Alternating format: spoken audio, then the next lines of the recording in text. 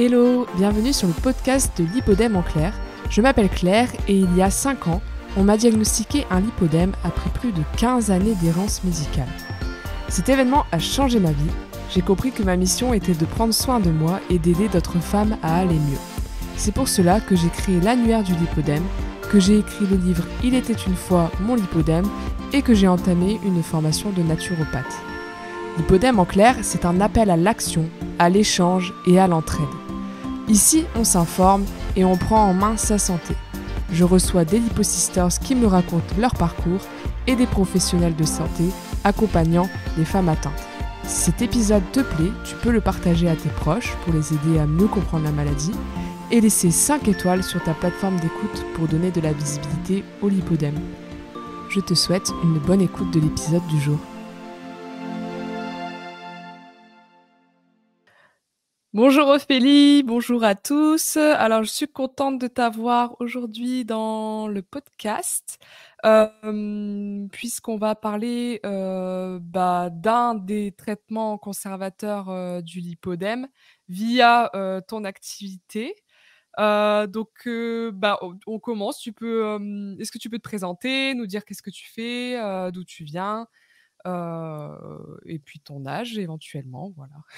Alors salut Claire, merci de m'avoir contactée. Je suis super contente de pouvoir parler avec toi du lipodème aujourd'hui. Bonjour à toutes et à tous ceux qui nous écoutent aujourd'hui. Alors moi je m'appelle Ophélie, je suis kinésithérapeute. Je travaille actuellement sur Paris et je suis originaire du sud de la France. J'ai fait mes études en Belgique et c'est là où j'ai pu découvrir la maladie du lipodème. Quand je suis arrivée en France, j'ai vu que le lipodème était une maladie qui était encore trop méconnue. Et même en Belgique, en fait, on a vraiment une femme sur 10 qui est atteinte du lipodème et encore trop de personnes et de professionnels de santé se trompent sur le diagnostic et sur la prise en charge de cette pathologie. Donc voilà, je me suis après impliquée dans l'association maladie du lipodème et c'est vrai que maintenant, dans mon activité de kiné, je soigne pas mal de personnes atteintes du lipodème. Ok, super. Du coup, comment toi tu as connu en fait la maladie? Alors du coup, c'est un de mes professeurs dans mon cours d'angiologie en kiné qui nous avait parlé de cette pathologie. Donc on l'avait en matière d'examen. C'est vrai que par rapport à la France, en Belgique, on en parlait déjà dans nos cours, comparé à des amis en France qui font kiné aussi et qui n'ont pas ça dans leurs cours. Donc moi, ça m'a tout de suite choquée quand je suis arrivée en France et que je me suis rendu compte que le lipodème n'était pas connu de tout le monde. Ok, donc en Belgique, tu t'estimes que c'est peut-être plus en avance du coup sur la maladie? Alors en Belgique, je sais qu'il y a plus de chirurgiens et de kinés qui savent prendre en charge la pathologie. Après, c'est vrai que j'avais un super prof en angiologie qui était pas mal calé dans ce domaine-là. Donc ça facilite un petit peu l'apprentissage. Et donc je sais pas. Mais en tout cas, oui, je trouve que la Belgique est plus en avance que la France sur certaines prises en charge de pathologies, notamment le lipodème. Ouais, et c'était qui le professeur du coup? C'était Monsieur Serge Theiss. Ah, je connais pas. Ah, peut-être Il que... est, Ouais. il a fait pas mal de trucs de livres, d'écrits pour le cancer du sein et de registres en angiologie.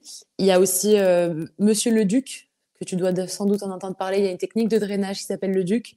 En fait, c'était un professeur de mon école avant, donc moi, j'ai pas eu la chance d'avoir cours avec lui. Mais Monsieur Theiss a pris un peu la relève et lui aussi, c'est un petit bonhomme assez connu dans le domaine de l'angiologie. Donc, c'est sympa. Et du coup, ouais, justement, les techniques, tu peux peut-être en dire quelques mots sur les différentes techniques de drainage?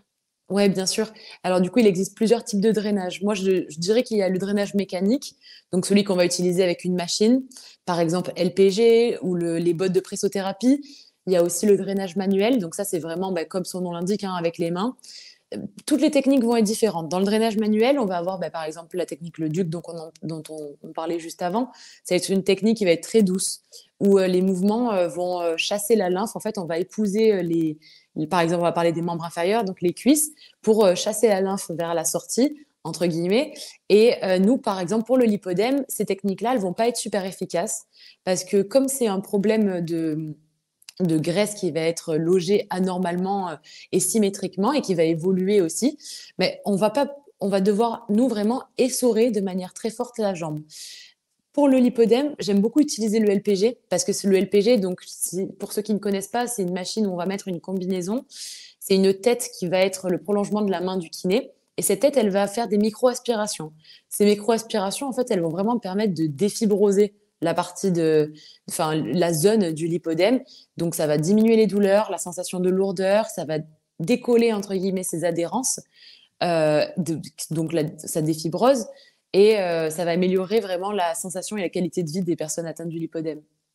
Après, toutes les techniques de drainage sont incontournables, que ce soit pour le traitement conservateur ou en post-op pour le lipodème. Ok. Et moi, en fait, j'avais plus en tête, tu vois, que le drainage, c'était pour la partie lymphatique. Aussi. Enfin, et que, bon, après, c'était difficile d'aller traiter plutôt la partie adipeuse, quoi. Ouais, dis-moi si t'as des, si t'as des Ok. remarques. En gros, oui, le drainage, lui, il va agir sur le système lymphatique. Donc, bien évidemment, le mécanisme du drainage, c'est de faciliter la circulation de la lymphe et donc d'éliminer les déchets. Donc, la lymphe, ça va être vraiment le liquide du corps qui va stocker les déchets. Donc, par exemple, excès d'hormones, quand on fait des excès alimentaires, ben, c'est là où tous les excès, en gros, vont se stocker. Je parle de choses qui vont être plus communes, mais grosso modo, c'est la voie de sortie du corps. Donc, bien sûr, ça va faciliter la lymphe, la circulation, etc. Ça, c'est la base. Mais on va dire que le LPG, c'est la seule technique qui va permettre, lui, avec son aspiration, de travailler sur la partie adipeuse, puisque lui, il travaille sur la peau. Donc, ça va décoller un peu ses adhérences. Alors, c'est pas magique, ça va pas être un traitement qui va, entre guillemets, guérir le lipodème, mais c'est un traitement qui va soulager la symptomatologie, donc tout ce qui est douleur, sensation de jambes lourdes, etc. Ça va jouer sur ça. Donc, c'est pas un traitement c'est pas un traitement miracle, puisqu'il va pas soigner le lipodème, il va vraiment agir sur les symptômes, l'amélioration des symptômes. Donc, ça a une double action. L'LPG, à la main, on pourra pas, en fait, faire cette sensation d'aspiration. Donc, le LPG, c'est vraiment le prolongement de ma main dans ce cas-là. Et du coup, moi, le LPG, alors j'ai jamais essayé, mais est-ce que c'est douloureux, tu vois? Parce que je me dis, enfin, le fait d'attraper comme ça la peau, je me questionne, tu vois? Alors, c'est pas comme du palpé roulé, hein, parce que le palpé roulé Ouais. qu'on peut faire chez l'esthéticienne, lui, en effet, on va s'en souvenir. Mais le LPG, si tu veux, c'est vraiment une tête avec un clapet et un rouleau.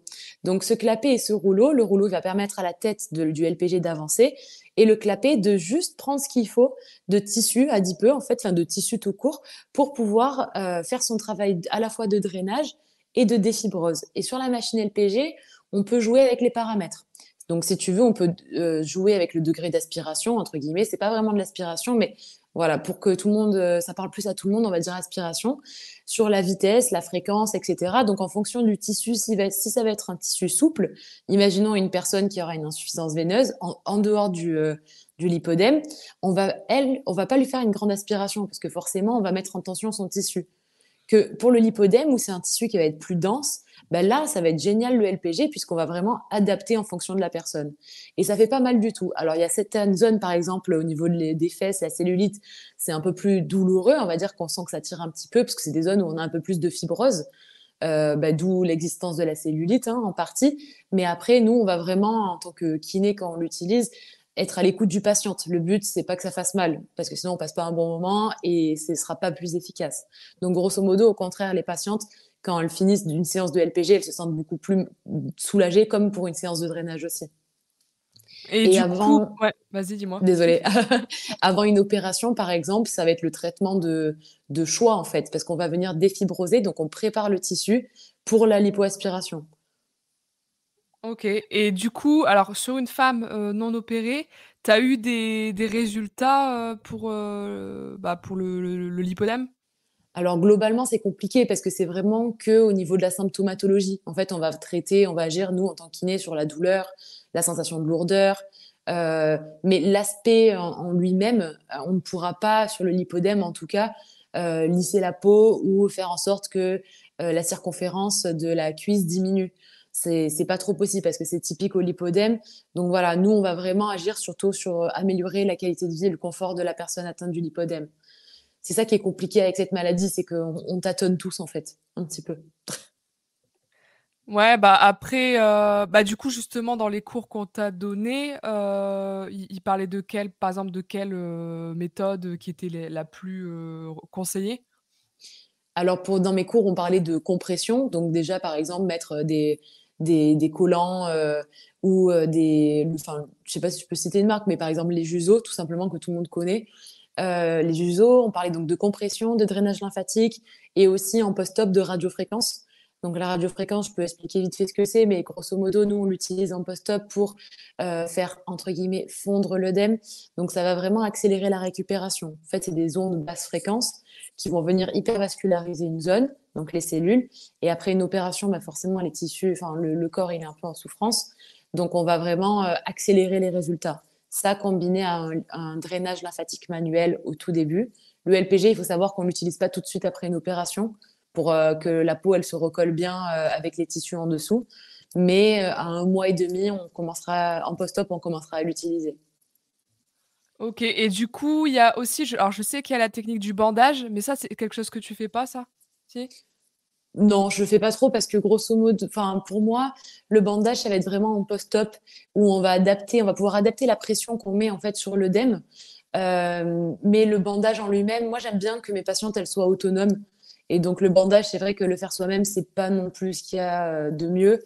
Et maintenant, les bandages compressifs, on peut en avoir des sur-mesure, donc on va dire que c'est quand même plus moderne et un peu plus adapté. Moi, je préfère les collants sur mesure, les rectilignes. OK.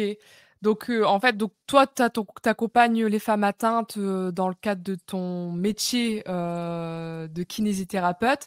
Après, est-ce qu'il t'arrive, en fait, de conseiller un peu au-delà sur les traitements conservateurs? Parce que je suppose que tu fais face à des femmes, qui ont pas forcément toutes les réponses. Donc, est-ce qu'il t'arrive, en fait, d'aller un peu au-delà de ton métier et de peut-être d'aller un peu plus loin sur l'accompagnement? Bien sûr. Ben, déjà enfin, moi, je me renseigne souvent avec les bases de données scientifiques PubMed, par exemple, pour s'il y a des kinés qui écoutent ce podcast.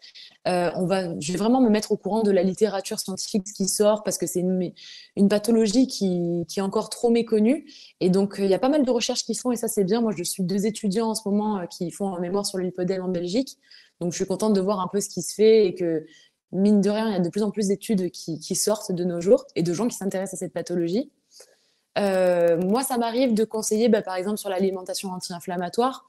Après, j'explique toujours à mes patientes que ce que je leur conseille, c'est ce que j'ai lu, entre guillemets, dans les bases de données, que je ne suis pas diététicienne. Donc, l'idéal, c'est quand même d'être accompagné par des professionnels de santé, chacun son métier, chacun ses compétences. Mais je donne deux, trois conseils. En fait, j'aime bien vraiment essayer de donner un maximum de choses pour que la personne, elle se sente bien accompagnée et répondre à toutes ses questions. Après, voilà, quand je ne sais pas, je me renseigne parce que je suis entourée d'angiologues, de chirurgiens esthétiques, de diététiciennes. Enfin, j'ai pas mal de gens, on va dire, de contacts. Et puis le réseau du lipodème, bah, il commence à devenir de plus en plus grand. Donc on trouve toujours des astuces par des liposisters à gauche, à droite, et ça, c'est cool. Du coup, quel type de patiente, tu accompagnes? Donc, de ce que je comprends, tu accompagnes, patientes, opérées, non opérées. Bon, après, il doit y avoir, peut-être un âge moyen, je sais pas, que si tu as une info sur ça? Alors un peu de tout pour concernant l'âge. J'accompagne des patientes qui sont opérées, des patientes qui réfléchissent, enfin qui pensent à l'opération, qui ne savent pas trop encore, et des patientes qui ne veulent pas se faire opérer. J'accompagne aussi, enfin comme je suis spécialisée en drainage lymphatique, je vais avoir des personnes qui vont venir, qui vont avoir mal aux jambes, lourdeur, tous les symptômes du lipodème, plus le visuel, on va dire, du lipodème. Donc après, ben là, je dirige vers une angiologue pour faire un écho-doppler et une lymphoscintigraphie et je leur parle du lipodème, je leur demande si elles ont déjà entendu parler de cette pathologie, si est-ce que dans leur famille, leur maman, leur grand-mère, du côté du père ou de la mère, il y a déjà ces mots les poteaux, etc. Et donc ça permet un peu de voir si souvent je me trompe, enfin je me trompe rarement en vrai, mais j'ai quand même quelques cas qui viennent de patientes qui n'ont jamais entendu parler du lipodème et pourtant qui ont cette symptomatologie depuis des années, depuis de la puberté en fait. Et ces femmes, par exemple, elles vont avoir entre 30 et 50 ans, ou même des femmes de la vingtaine qui ont jamais entendu parler de cette pathologie, malgré le fait que dans la famille, il y ait des médecins, des infirmiers, des kinés. Pas à chaque fois, mais souvent, il y en a. Donc, c'est assez surprenant. Enfin, il y a un peu de tout, on va dire. Vraiment un peu de tout. Non, bah, c'est bien que tu puisses être, le premier, la première step quoi, pour certaines femmes, Mm. qui sont, atteintes et qui le savent pas. Et est-ce du coup, est-ce que tu as des conseils en préopératoire et en post, opératoire? Ouais, alors j'ai quelques trucs. Je vais être honnête, hein, j'apprends pas mal de choses, mais j'apprends toujours avec mes patientes aussi de nouvelles choses, et ça, c'est génial. Là, typiquement, j'ai une des patientes, mais je pense qu'elle l'a vu par ton compte ou par un autre compte, qui a acheté on va dire, des aides techniques pour remettre la gaine en post-op. Et une autre qui a vu une bouée en fait pour enfants, elle l'utilise comme rehausseur de toilette. Donc c'est super sympa. Je pense qu'il faut toujours être connecté et, euh, et on en apprendra toujours. Moi, mes conseils, on va dire de base en pré-op et on va dire en traitement conservateur, ce serait de manger anti-inflammatoire, de porter des bas de contention pour vraiment éviter que l'œdème évolue et drainer aussi en même temps. Ensuite, faire du drainage lymphatique, écouter son corps, vraiment écouter son corps. Quand on a mal, on consulte parce que on laisse pas, enfin, on s'habitue trop à la douleur, donc il faut vraiment se faire soigner le plus rapidement possible. Comme ça, on garde un bon confort de vie. Et qu'est-ce que je pourrais dire d'autre après comme ça? En fait, je suis un peu sur tous les. Dès que j'ai un bon conseil, j'y pense. Ah oui, des gels froids. Je conseille pas mal de gels froids, plus pour l'été que l'hiver.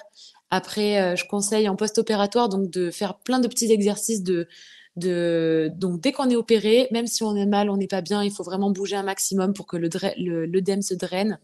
Donc en allongé, vous allez ramener les pieds vers vous, faire bouger un petit peu les pieds, bouger un peu les jambes, marcher dès que c'est possible. Euh, Bien garder sa contention, boire beaucoup d'eau, qu'on soit opéré ou non opéré. 2 litres d'eau, c'est hyper important. Après, vous avez plein de petits parapharmacies, on va dire, de petits tips à prendre en parapharmacie, comme la vigne rouge, qui va vous permettre de drainer en pré-op, en maintien ou en post-op. Donc, tous ces petits trucs-là, on a plein d'astuces du quotidien qui vont être bonnes pour le lipodème, en fait. En post-op, donc aussi mettre de la glace, faire de la radiofréquence, trouver un kiné qui fait de la radiofréquence parce que ça vraiment, on est deux. Je travaille avec une collègue à moi qui est aussi dans ton annuaire, Clara. Et nous, on voit vraiment la différence entre les patientes qui font de la radiofréquence ou pas. Les résultats, ils sont hyper rapides. Après, pour la douleur en post-op, prendre de l'hélicryse dans sa crème, ça c'est pareil, c'est une patiente qui me l'a conseillé et depuis que je le conseille à d'autres, c'est révolutionnaire. Et qu'est-ce que je dirais d'autre? De l'arnica, enfin prendre de l'antidouleur aussi parce que c'est important.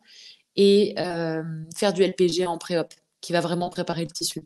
Les patientes qui en font, il n'y a pas d'études encore pour le moment parce que c'est compliqué de faire une étude sur cette pathologie déjà et en plus sur une technique associée. Mais pour le coup, des patientes que je vois, celles qui font du LPG avant, elles vont vraiment avoir une meilleure récupération. Donc c'est pas mal. OK, du coup, en nombre, de séances avant et après opération et aussi à combien de temps, tu vois? Est-ce que tu as une idée sur ça? Ça va vraiment dépendre de chaque personne et du nombre de litres qu'on enlève. Ça va dépendre aussi de si la personne, parce que alors dans le lipodème, on peut avoir d'autres évolutions avec une insuffisance veineuse aussi. Enfin, ça peut être un stade un peu plus avancé, on va dire. Donc, ça dépend vraiment du terrain corporel de la personne. Ça dépend vraiment de chacun. Mais grosso modo, moi, j'aime bien, avant l'opération, partir sur quelque chose de régulier. Le mois juste avant l'opération, essayer de faire 1 à 2 séances par semaine pour vraiment travailler le tissu à fond. Et après, il n'est jamais trop tard. Enfin, voilà, j'ai pas envie de dire non plus que le drainage, c'est indispensable, même si à mes yeux, ça l'est pour le confort de la personne. Mais je trouve que il faut vraiment écouter son corps. Parce qu'on va avoir des lipodèmes qui ne seront pas douloureux, qui vont être asymptomatiques. Donc, dans ce cas-là, si c'est asymptomatique, nous, on peut pas trop jouer sur l'esthétisme du lipodème. Donc, on va dire, voilà, vraiment, moi, mon conseil, c'est écouter votre corps, écouter vos symptômes. Si vous avez mal, voilà, faut consulter. Ça vous fera du bien. Et puis après, un petit investissement, bon, c'est un petit budget, mais des bottes de pressothérapie pour chez soi, je trouve que c'est quand même un bon investissement. Il y en a sur Amazon, des bons rapports qualité-prix. Moi, j'en ai déjà conseillé à des patients de certains. pour 250 € et c'est toute la vie. Donc, c'est un investissement sur une vie. Quand on voit que certaines personnes se font des tatouages pour ce prix-là, je pense que les bottes, c'est un bon compromis, un beau cadeau de Noël à demander. Ouais, bah, il faudrait que tu m'envoies les références, comme ça je les mettrai dans la description, ouais. Avec plaisir, avec plaisir. Non, bah, du coup, oui, c'est top. Après en post-op, du coup, ça doit être des fois un peu choquant, non, de voir, les corps, et d'enlever le collant. Enfin, tu t'accompagnes comment ça, justement? Alors, en général, elles ont déjà, à l'hôpital une première expérience, bonne ou mauvaise, hein, parce qu'il y en a pas mal qui font des chutes de tension, donc quand elles viennent en kiné, elles ont un peu peur en pensant qu'elles vont encore retomber dans les pommes. Donc voilà, moi je donne des conseils, par exemple le bas de contention, en post-op, bah, vous avez votre tension en fait qui va être, basse. Donc quand vous enlevez cette contention, vous risquez de faire une chute de tension. Donc pour, pallier, on va dire à ça, vaut mieux essayer de l'enlever en position semi-assise. Comme ça, vous avez toujours la tête, redressée et ça permet de vraiment, éviter les chutes de tension. Donc ça, c'est un petit tips. Après, je leur explique, voilà, que c'est normal que de voir son corps. Enfin, moi, ça me choque pas parce que c'est mon métier et je regarde même plus, en fait. Pour moi, il n'y a pas de corps choquant ou pas. C'est vraiment moi, je suis un peu visionnaire, on va dire.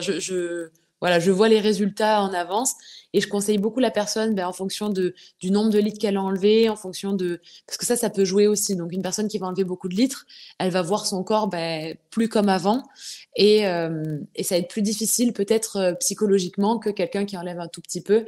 Après, voilà, moi je pense que ça dépend vraiment d'une personne à l'autre. Le lipodème, on tâtonne pour tout, que ce soit traitement ou prise en charge ou même diagnostic. Il y a encore plein de choses à découvrir, j'en suis sûre. Et donc là, moi, j'accompagne en expliquant un peu comment ça va se passer. Ça permet à la personne d'être un peu rassurée. Voilà, vous gardez bien votre collant, vous écoutez bien ce que le chirurgien a dit pour la gaine, etc. Nous, on est sur du manuel et de la radiofréquence jusqu'à un mois, un bon mois et demi. Un mois et demi, on voit en fonction de l'œdème si on a encore un peu cet aspect ben, grumeau-granuleux. Si on a des grumeaux granuleux, je passe encore avec de la radiofréquence.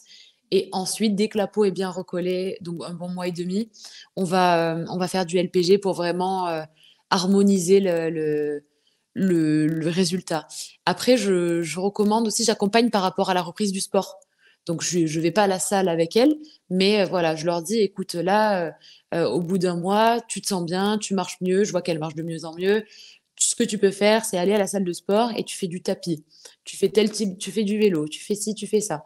Pas de saut, pas de trucs traumatisants, prends du temps pour toi, mais au moins ça va permettre donc le sport, enfin l'activité physique, c'est prouvé, ça draine, et en plus de ça, bah, on se sentira mieux dans son corps. La personne, c'est un bon motivateur et c'est un bon allié le sport pour changer les idées pour tout. Ouais, bah, c'est sûr. Et du coup, ça t'arrive de masser avec le collant? Parce que tout à l'heure, quand je disais, sur le corps qui doit être choquant en post-op, c'est plus, sur l'aspect enfin, je veux dire, c'est tellement, une opération tellement intrusive que, bon, moi, je peux en parler parce que je me suis fait opérer, que, bah, le corps, il est plein de bleus, il est, enfin, voilà, on a du sang qui sort, des plaies, c'est horrible. Mais du coup, ça t'arrive de masser sur le collant?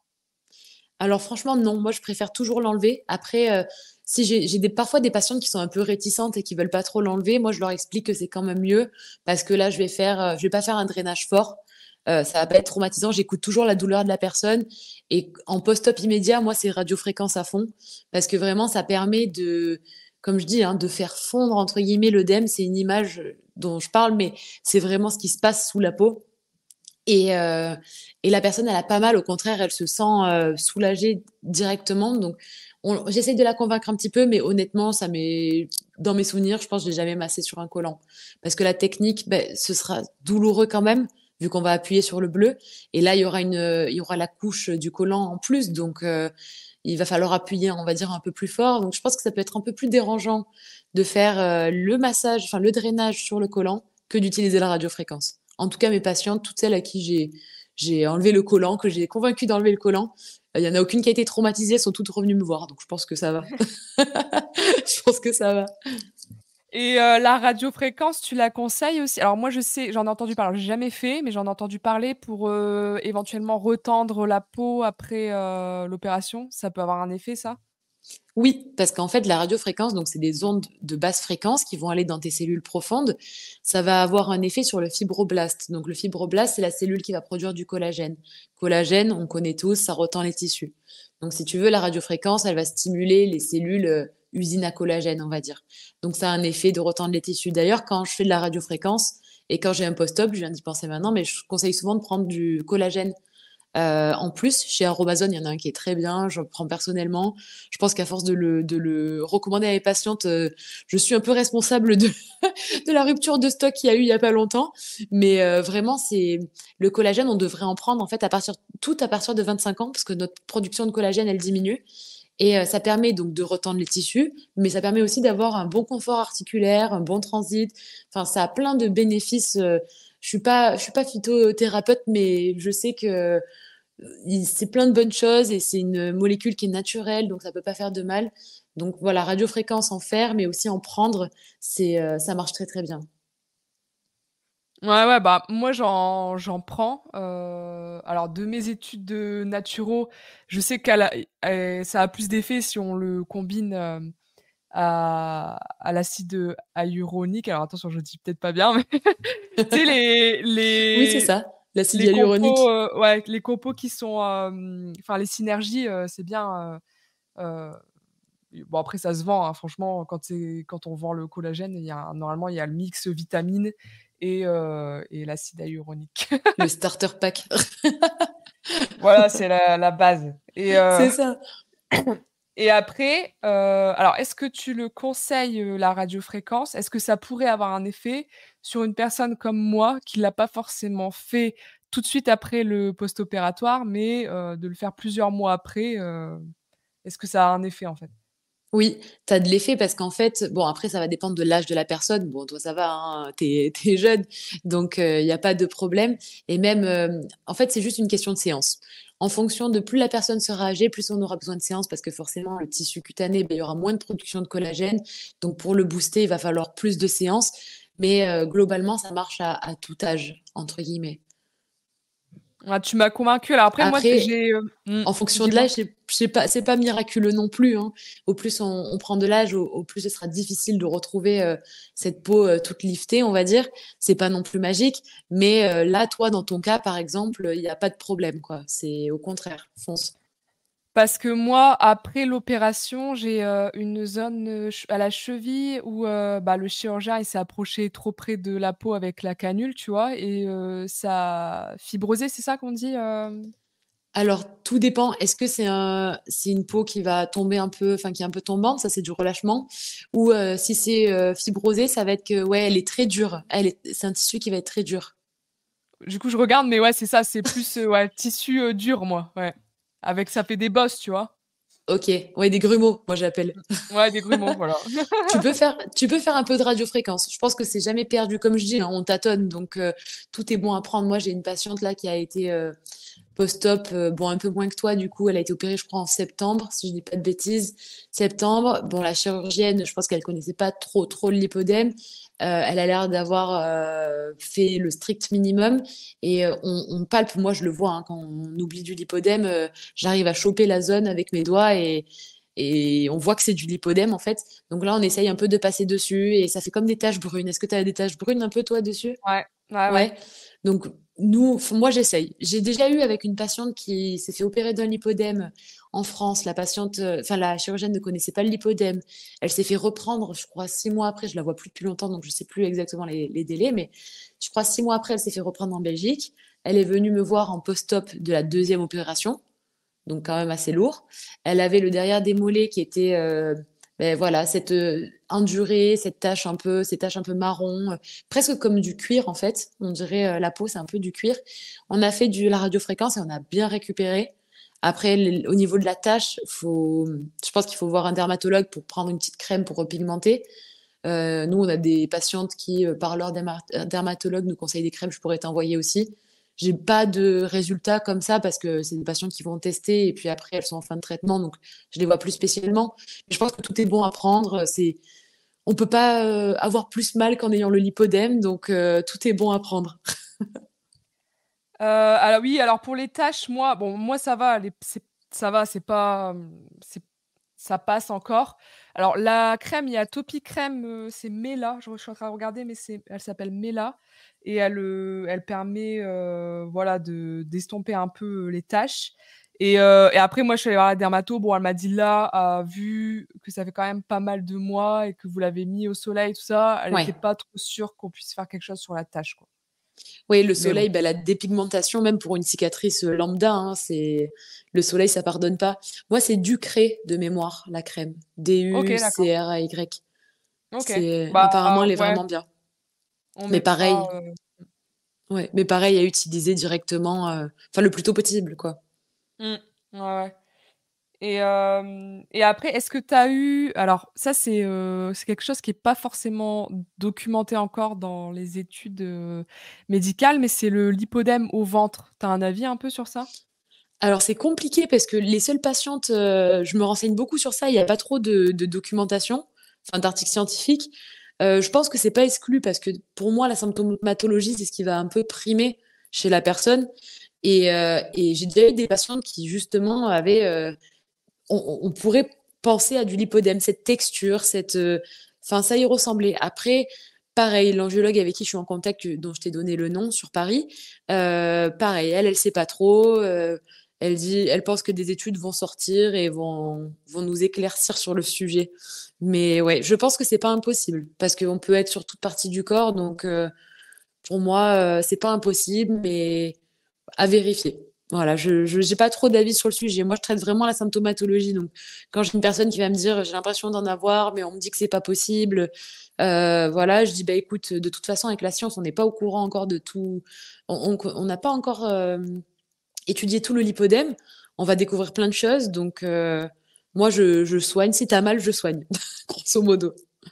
Ouais, je te posais la question parce que justement tu disais que tu arrivais un peu à palper et bon, moi pour avoir, eu du lipodème qui est apparu, on va dire, dans le ventre suite à l'opération, Hmm. bah, je sais maintenant, que c'est possible. Moi, j'en suis convaincue parce que je vois que la peau de mon ventre, elle a changé donc voilà, après c'est dommage qu'aujourd'hui on n'ait pas plus d'informations à ce sujet-là, quoi.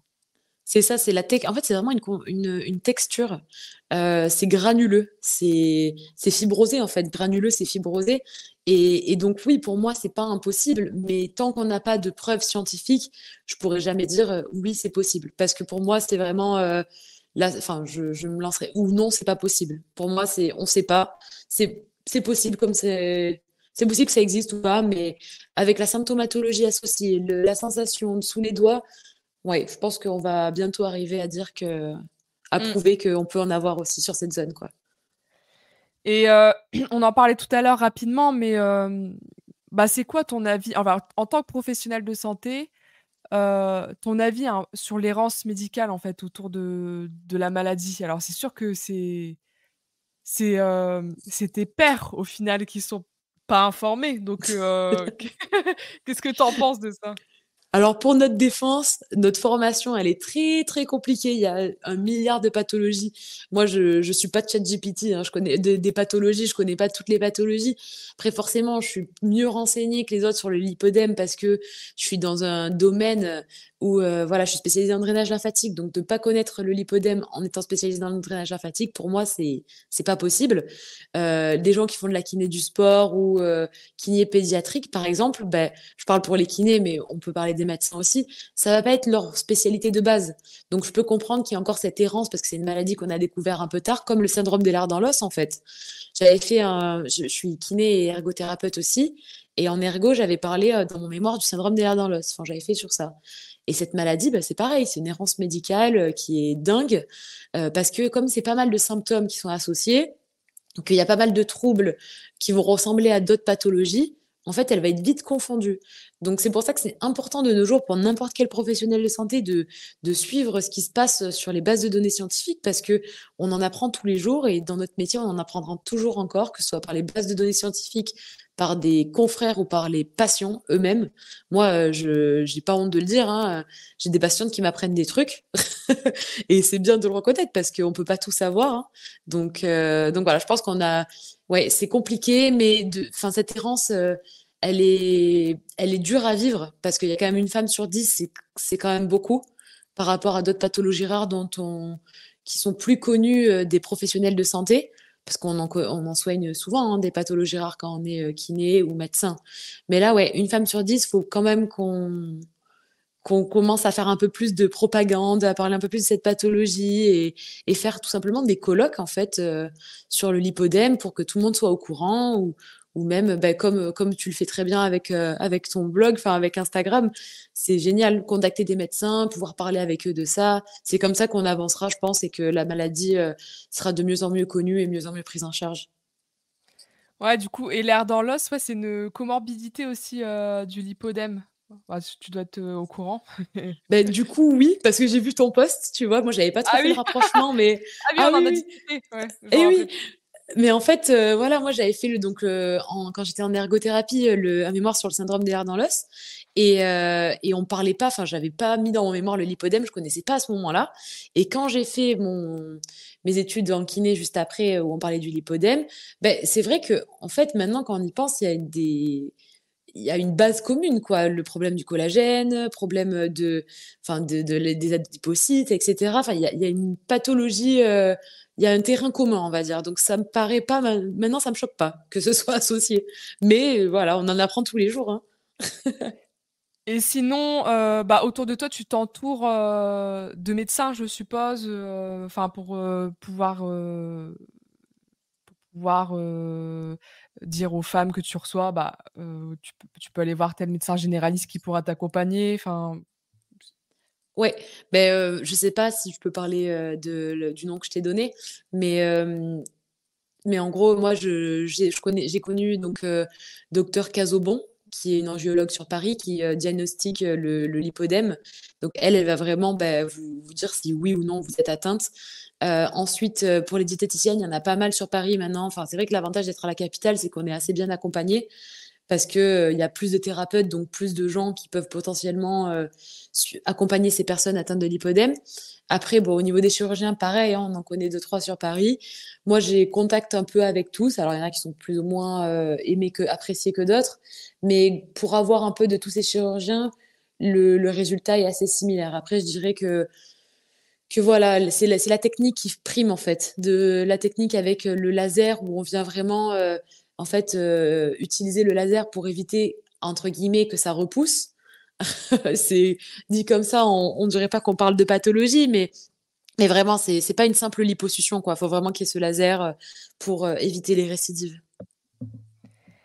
OK, et du coup, bah, il nous reste pas beaucoup de temps, mais est-ce que tu peux, rapidement parler du coup du lien que tu avais fait avec, l'association, Maladie du lipodème, France? Alors du coup, pour ceux qui ne savent pas, j'avais fait un petit concours de Miss et donc c'est un concours de femmes qui prônent pour moi le féminisme. C'était l'occasion d'avoir une voix qui porte un peu plus fort que les autres. Et moi, c'était une évidence de parler du lipodème à ce moment-là, qui est une pathologie qui touche essentiellement les femmes. Donc, c'était le bon moment d'en parler et de pouvoir euh, faire connaître cette maladie autour de moi. Donc, c'est vrai que j'avais eu pas mal de réactions suite à ça, bah, positives, hein, de personnes qui me disaient, ah, mais je connaissais pas du tout, mais j'ai une amie qui souffre, qui a ça, bah, je vais lui dire d'aller voir une angiologue, etc. Qu'est-ce que tu me recommandes? Pareil pour des personnes qui venaient au cabinet, enfin, me voir en me disant, voilà, j'ai vu que sur l'association maladie du lipodème, que vous étiez kiné, que vous prenez en charge le lipodème. Voilà, moi je veux que vous m'accompagniez, que vous m'aidez. Je souffre et j'ai envie de sortir de cette souffrance. Donc voilà, c'est pour ça que j'étais contente de pouvoir parler de ça et de voir que c'est une bonne répercussion autour de moi, malgré bah, la petite communauté, on va dire, existante du lipodème. Mais ça serait génial que ce soit fait à plus grande échelle et je pense qu'il y a que comme ça, en continuant à parler du lipodème, que tout le monde saura bien le prendre en charge. Et je me suis rendu compte qu'on n'en a pas parlé, mais du coup, tu es assez mobilisée sur le sujet, mais au final, tu es pas atteinte, hein. Ça, on l'a pas dit, mais tu es pas Ouais, atteinte de non, non, j'ai pas de lipodème. Bah, d'ailleurs, l'angiologue dont je vous parlais m'a bien confirmé que je n'avais pas de lipodème. Donc voilà, après, c'est pas parce que j'ai pas la pathologie que je comprends pas les symptômes, parce que autour de moi, si je regarde dans mes contacts de patientes, je pense que j'ai plus de personnes atteintes de lipodème que de membres de ma famille maintenant. Donc, je comprends très bien ce que vit la personne et voilà, il y a pas de, on vient quand on rentre dans ma salle, moi je suis là, mon métier c'est de faire que les gens se sentent bien, quoi, de rendre la vie plus facile aux autres. Je dis ça comme ça. Tu à estimer en pourcentage justement le nombre de femmes, que tu suis par rapport à ton au nombre total qui sont atteintes? Mais du coup, il a bien augmenté depuis, depuis les Miss. Mais oui, après, c'est vrai qu'en faisant partie de l'association de l'annuaire, j'ai pas mal de gens qui viennent. Je pense que je dirais que ça dépend des périodes. Mais sur une moyenne de l'année, je suis bien à 50-50. Ah Donc ouais? c'est quand même pas mal parce que Bah ouais. je prends 10 patientes par jour. C'est beaucoup, ouais. Donc c'est pas mal, ouais, c'est Mmh. pas mal. Et puis un lipodème m'en ramène un autre, hein, c'est un beau Ouais. réseau. Donc au-delà des réseaux et cetera, où on a pu voir que je parlais, que je connaissais le lipodème, dans les patientes aussi, on m'envoie du monde. Donc voilà, mère, fille, cousine, j'ai pas mal de famille. Et du coup, pour conclure, parce que tu dois reprendre, tes patients, est-ce que tu as un message, à faire passer, aux femmes, qui nous écoutent du coup, aujourd'hui? Oui, merci d'avoir écouté ce podcast. J'espère qu'il vous aura plu. N'hésitez pas à nous contacter si vous avez des questions. Moi, je ferai un plaisir d'y répondre.